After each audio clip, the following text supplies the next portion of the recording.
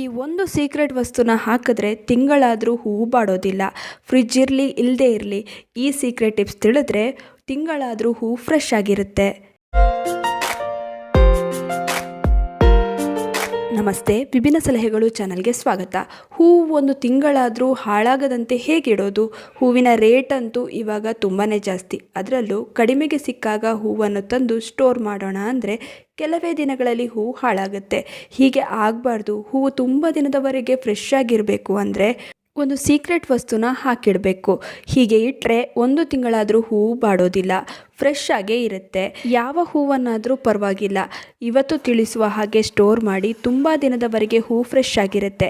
ಇಲ್ಲಿ ನಾನು 2 ವಿಧಾನನ ತಿಳಿಸ್ಕೊಡ್ತಾ ಇದ್ದೀನಿ. ಫ್ರಿಡ್ಜ್ನಲ್ಲಿ ಹೇಗೆ ಸ್ಟೋರ್ ಮಾಡಬೇಕು, ಫ್ರಿಡ್ಜ್ ಇಲ್ಲ ಅನ್ನುವರು ಹೇಗೆ ಸ್ಟೋರ್ ಮಾಡಬೇಕು ಅಂತ.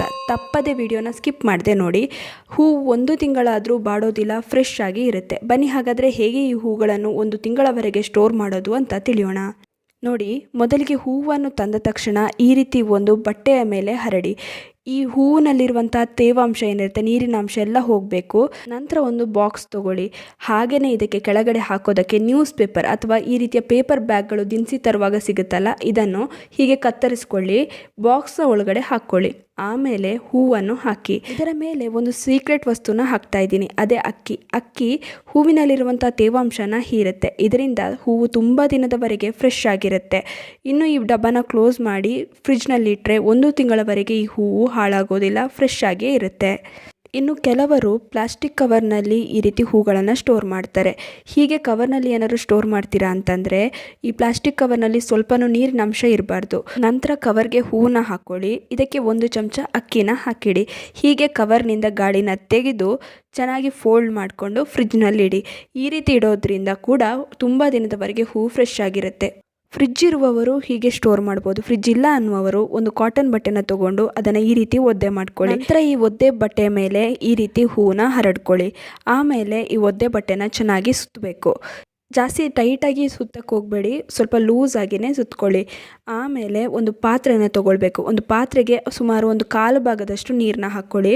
ನೀರು ಯಾವಾಗಲೂ ಮೇಲಿನ ಪಾತ್ರೆಗೆ ಟಚ್ ಆಗಬಾರ್ದು, ಅದರ ಕೆಳಗಡೆ ಇರಬೇಕು. ಅಷ್ಟು ನೀರನ್ನ ಹಾಕ್ಕೊಂಡ್ರೆ ಸಾಕು. ಇದರ ಮೇಲೆ ಆವಾಗಲೇ ನಾವು ಒದ್ದೆ ಬಟ್ಟೆನಲ್ಲಿ ಸುತ್ತಿದ್ವಲ್ಲ ಹೂವನ್ನು, ಅದನ್ನು ಇಟ್ಕೊಂಡ್ರೆ ಆಯಿತು.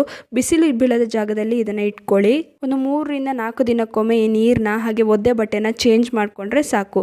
ತಿಂಗಳವರೆಗಾದರೂ ಹೂವು ಬಾಡೋದಿಲ್ಲ, ಫ್ರೆಶ್ ಆಗೇ ಇರುತ್ತೆ. ನೋಡಿದ್ರಲ್ಲ, ಈ ರೀತಿ ತುಂಬಾನೇ ಈಸಿಯಾಗಿ ಹೂಗಳನ್ನು ಬಹಳ ದಿನದವರೆಗೆ ಸ್ಟೋರ್ ಮಾಡಿ ಇಟ್ಕೊಳ್ಬಹುದು.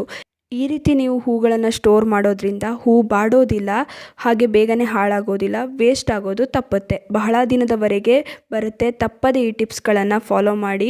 1 ತಿಂಗಳಾದರೂ ಹೂವು ಹಾಳಾಗೋದಿಲ್ಲ. ಇನ್ನು ಈ ವಿಡಿಯೋ ಇಷ್ಟವಾಗಿದ್ದಲ್ಲಿ ಲೈಕ್ ಮಾಡಿ, ಶೇರ್ ಮಾಡಿ. ನಿಮ್ಮ ಅನಿಸಿಕೆ ಅಭಿಪ್ರಾಯಗಳನ್ನು ಕಮೆಂಟ್ ಸೆಕ್ಷನಲ್ಲಿ ತಿಳಿಸಿ. ನೀವೇನು ವಿಭಿನ್ನ ಸಲಹೆಗಳು ಚಾನಲನ್ನು ಸಬ್ಸ್ಕ್ರೈಬ್ ಮಾಡ್ಕೊಂಡಿಲ್ಲ ಅಂದರೆ ದಯವಿಟ್ಟು ನಮ್ಮ ಚಾನಲನ್ನು ಸಬ್ಸ್ಕ್ರೈಬ್ ಮಾಡ್ಕೊಳ್ಳಿ. ಹಾಗೆ ಪಕ್ಕದಲ್ಲೇ ಇರುವ ಬೆಲ್ ಬಟನನ್ನು ಕ್ಲಿಕ್ ಮಾಡಿ. ಧನ್ಯವಾದಗಳು.